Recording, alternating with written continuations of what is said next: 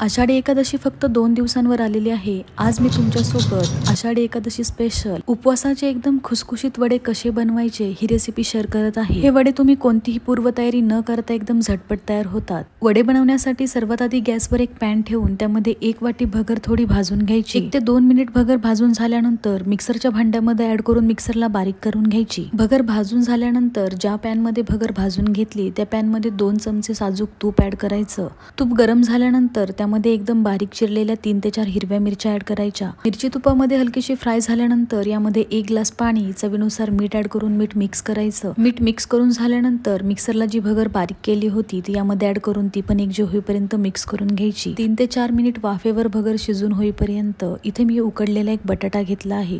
बटाट्याची साल काढून तो बटाटा खिसून घ्यायचा। 3 ते 4 मिनिट वाफवलेली भगर हलकीशी थंड झाल्यानंतर त्यामध्ये खिसलेला बटाटा ऍड करायचा। 4 चमचे शेंगदाण्याचा कूट ऍड करून सर्व मिश्रण एकजीव होईपर्यंत चांगलं मिक्स करून घ्यायचं। व्हिडिओमध्ये दाखवल्याप्रमाणे मिश्रण चांगलं एकजीव होईपर्यंत मिक्स करून झाल्यानंतर आता तयार केलेल्या मिश्रणाचे अशा प्रकारे वडे करून घ्यायचे। अशा प्रकारे मी सर्व मिश्रणाचे वडे तयार करून घेतलेले आहेत। आता एका कढईमध्ये तेल गरम करण्यासाठी ठेवायचं। तेल चांगलं कडकडीत गरम झाल्यानंतर यामध्ये तयार केलेले वडे सोडायचे। दोन्ही बाजूने चांगले क्रिस्पी होईपर्यंत वडे फ्राय करून घ्यायचे। हे वडे एकदम झटपट तयार होतात आणि खायला एकदम क्रिस्पी लागतात। तर या आषाढी एकादशीला तुम्ही सुद्धा हे उपवासाचे वडे नक्की करा।